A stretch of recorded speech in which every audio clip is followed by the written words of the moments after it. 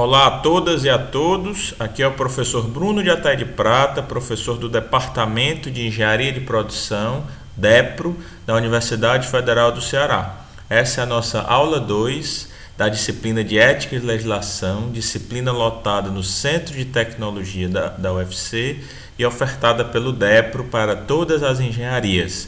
Nessa aula 2, iremos versar sobre ética e cidadania. É oportuno destacar que a ética é uma disciplina muito estudada em diversas áreas de atuação, como, por exemplo, na filosofia. Não é o objetivo dessa aula ou desse curso esgotar esse conteúdo. É um conteúdo muito vasto e que demanda muita leitura. Nessa aula e nesse curso, iremos prover ao aluno uma visão geral da ética, direcionada para a questão do mercado de trabalho, né?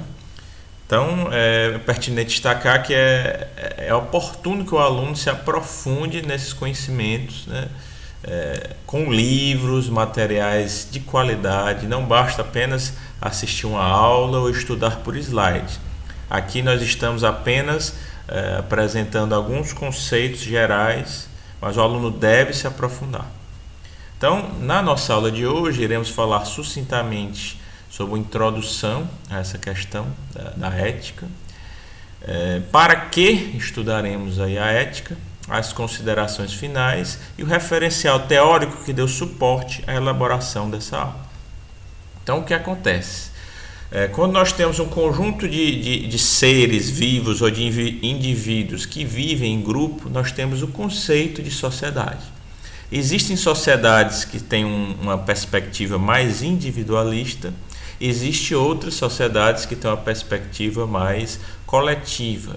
Existiam tribos apaches na América do Norte que, quando tomavam suas decisões, se preocupavam com 7 gerações futuras. E hoje em dia, na nossa sociedade brasileira, parece que o indivíduo só se preocupa com a família que está dentro do seu lar e olhe lá, né?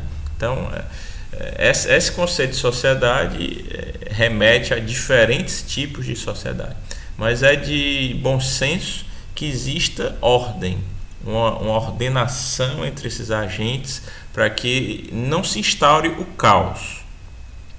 Então, tem aquele livro do Platão, A República, em que ele relata os feitos de Sócrates. Platão era um escritor de literatura que, quando viu os discursos de Sócrates, ele ateou fogo a seus textos literários e passou a escrever, relatar os feitos de Sócrates. Ingressou na filosofia, né? Então, na República de Platão tem um trecho interessante em que ele fala que se o indivíduo tivesse um manto de invisibilidade, ele poderia adentrar nos lares e dormir com as mulheres que ele quisesse, ele poderia entrar nas lojas e furtar os objetos que lhe apetecesse, pois as pessoas não ficariam sabendo. Todavia, se esse manto fosse retirado, ele fosse desvelado, a sociedade saberia que ele era um promíscuo e um ladrão. Daí você vê que existe a questão do julgamento. A pessoa faz aquilo que é certo porque ela acredita nisso, ou porque as outras pessoas não estão sabendo, né, dos seus delitos ou dos seus desvios, né? Existe um julgamento. Então, quando nós estamos versando sobre esse julgamento, nós temos caráter objetivo ou positivo. Isso diz respeito às leis, né? É você instaurar mecanismos, né, para coordenar essa ordem social. Caso o indivíduo não satisfaça essa legislação, ele pode sofrer sanções ou punições. Dessa forma, o indivíduo seria incentivado, né, por modo de não receber essas punições e sanções, a agir conforme o caráter positivo das leis, né? Essa é uma esfera de objetividade. Embora nós saibamos que o direito, embora dentro dessa perspectiva, é uma disciplina também extremamente subjetiva, pois cada pessoa acaba tendo interpretação subjetiva dessas leis que em tese seriam objetivas, né? Aí nós temos uma esfera subjetiva, que seria a consciência moral, atribui aos valores dos atos humanos, né?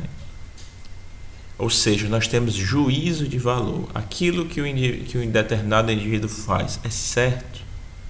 Isso depende da sociedade em que ele está inserido. Dentro da sociedade existem vários grupos de pessoas, questões étnicas, questões religiosas, questões culturais, questões sociais, que vão fazer com que eles tenham julgamentos diferentes. Por exemplo, pesquisas envolvendo a utilização de células-tronco, aborto, legalização da maconha, homeschooling, diversos tipos de condutas que são utilizadas em alguns países, em outros não, e dentro da sociedade existem grupos que são favoráveis e grupos que são desfavoráveis, porque dentro do conjunto de valores, dentro da perspectiva moral daquele grupo, aquelas ações podem ser vistas com bons ou maus olhos, né? Então percebemos que as leis elas tendem a uma objetividade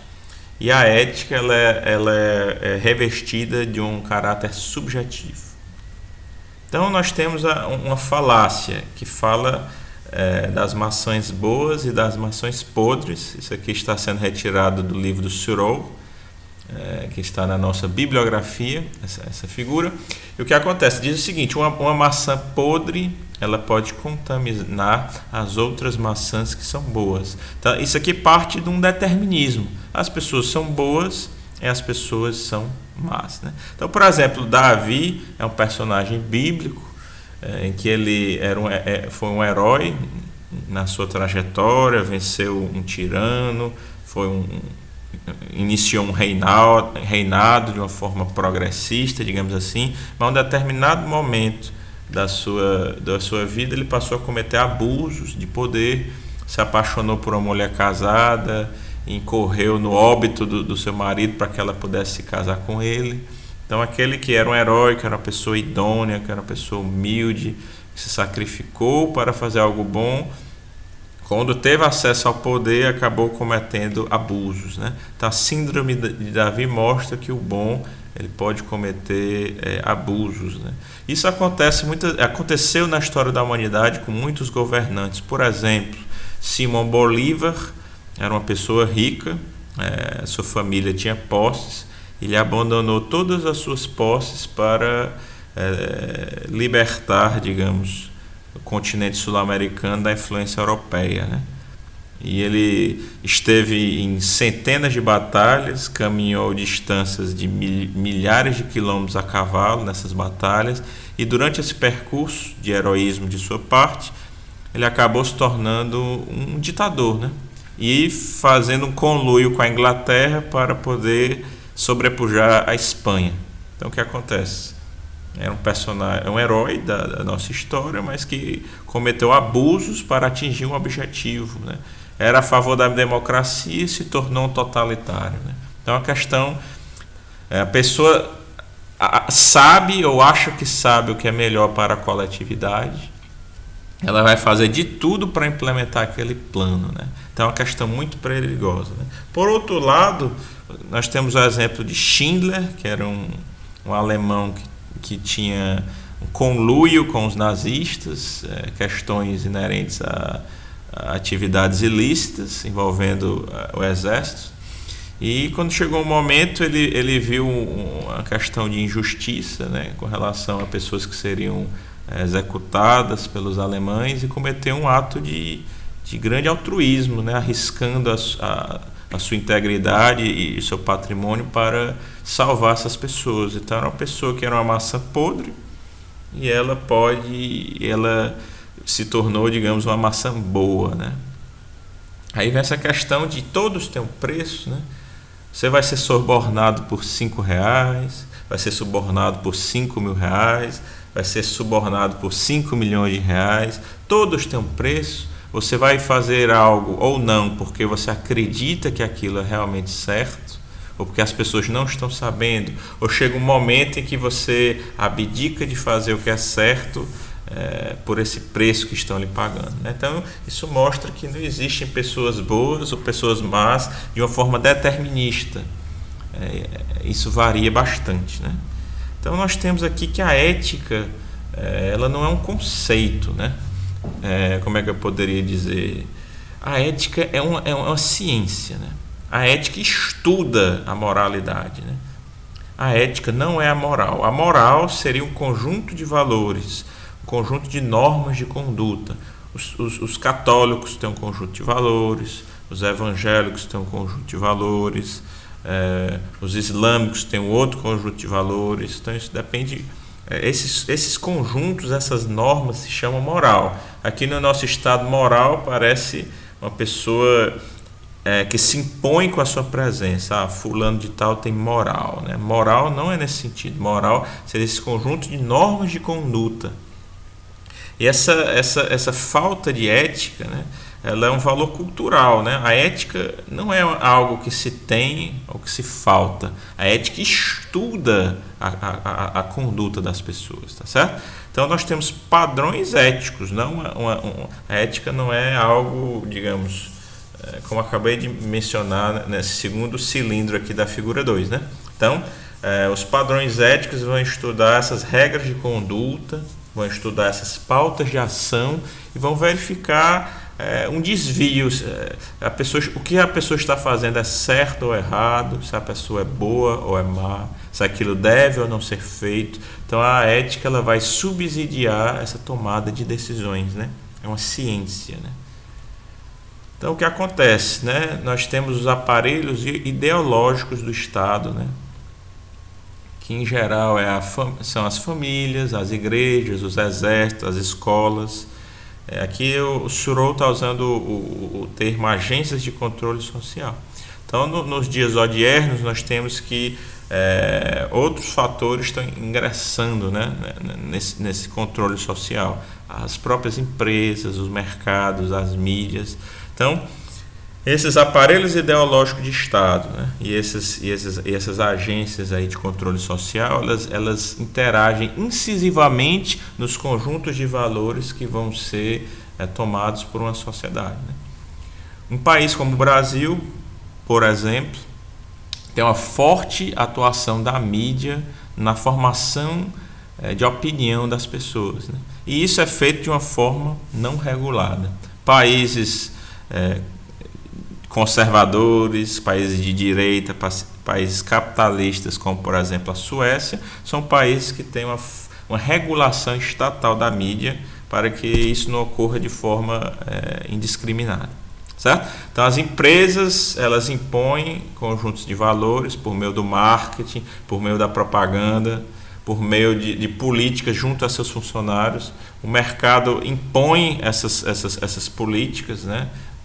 Por parte das empresas. A mídia veicula aquilo que as empresas têm interesse de veicular. E o Estado, em tese, ele é um ente coercivo que ele tolhe os indivíduos da sua subjetividade, né? Então, esses atores, as famílias, né? Os nossos pais, nossas mães, com seus valores culturais, suas normas éticas, as igrejas com suas diversas tradições, né? As escolas, as forças armadas, todos esses entes, eles formatam a opinião das pessoas e como elas devem se conduzir, né? Então, nesse sentido, nós temos aqui na figura 4, o enquadramento das relações sociais. Então, existe um código de conduta vigente. É um modus operandi que é seguido por um determinado grupo, né? E com relação à moral, ele pode ser positivo, se ele tem uma correlação positiva com esse conjunto de valores. Ele pode ser neutro, ou seja, ser uma relação amoral. Ou ele pode ser negativo, ser uma relação imoral. Então, uma relação moral é uma relação que está em conformidade com o código de conduta. Uma relação amoral seria uma relação que não está em conformidade, mas também não infringe um código de conduta vigente. E uma relação imoral seria uma relação que infringe um código de conduta vigente. Por exemplo, um exemplo de relação moral é guiar um carro com cuidado, né? Quando afeta os outros de acordo com padrões socialmente prescritos, uma direção periculosa, uma direção não prudente pode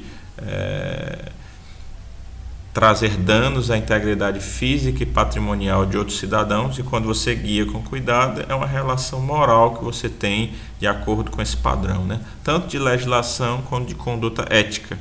Uma relação moral, ela ocorre quando não está em conformidade, mas também não infringe, né?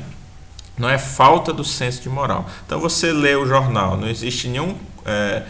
em geral, não existe uma conduta ética que diga que você deva ler o jornal, mas também não há nada que diga que você não pode ou não deva ler esse jornal. E uma relação é dita imoral quando ela contraria, quando ela infringe um código em vigência. Por exemplo, manipular a contabilidade é algo que não está em conformidade com a conduta ética, tá certo?